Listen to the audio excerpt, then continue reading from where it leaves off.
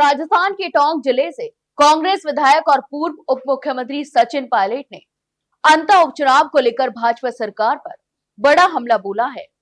उन्होंने कहा कि अंतः में उपचुनाव होना ही अपने आप में एक बड़ा संकेत है। यह सोचने की बात है कि आखिर उपचुनाव की नौबत क्यों आई। पायलट ने कहा, उच्च न्यायालय और सर्वोच्च न्यायालय ने वहां के विधायक को इस काबिल नहीं समझा कि वे पद पर बने रह सके।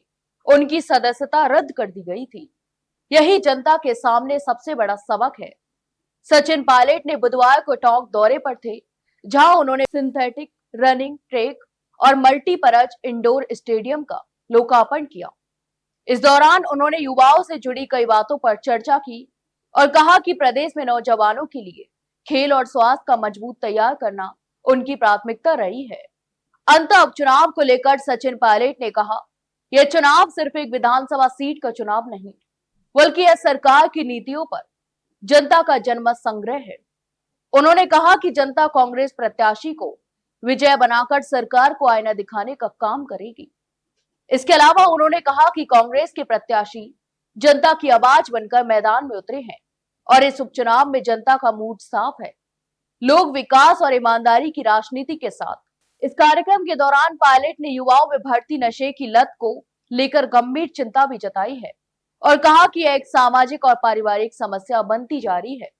जब किसी को नशे की लत लग जाती है तो परिवार इसे छिपाने की कोशिश करता है, जबकि इसे इलाज और जागरूकता से ही दूर किया जा सकता है।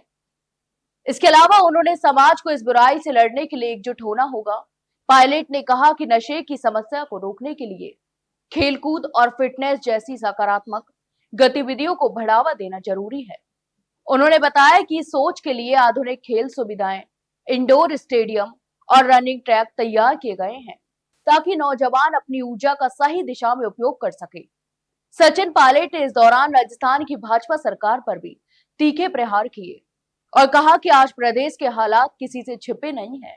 स्कूलों की छत गिर रही है, अस्पतालों में आग लग रही है, नकली दवाइयों से बच्चे मर रहे हैं, टैंकरों और बसों में हादसे हो रहे हैं।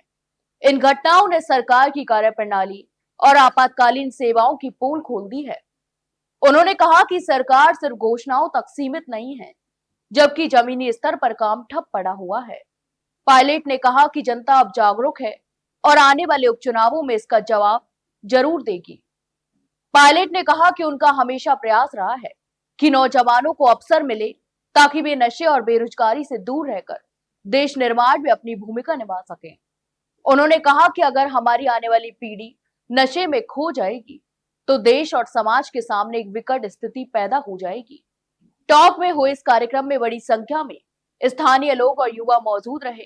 पायलट के संबोधन के दौरान कई बार तालियों की गूंज भी सुनाई दी।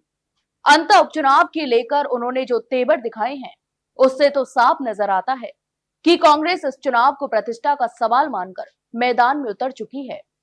तो आप इस पूरे मामले पर क्या सोचते हैं, हमें कमेंट बॉक्स में कमेंट करके जरूर बताएं। वहीं वीडियो को लाइक और शेयर जरूर करें और हाँ, चैनल को सब्सक्राइब करना ना भूलें। फिलहाल के लिए इतना ही, जल्द मिलते हैं एक नई जानकारी के साथ। तब तक के लिए नमस्कार।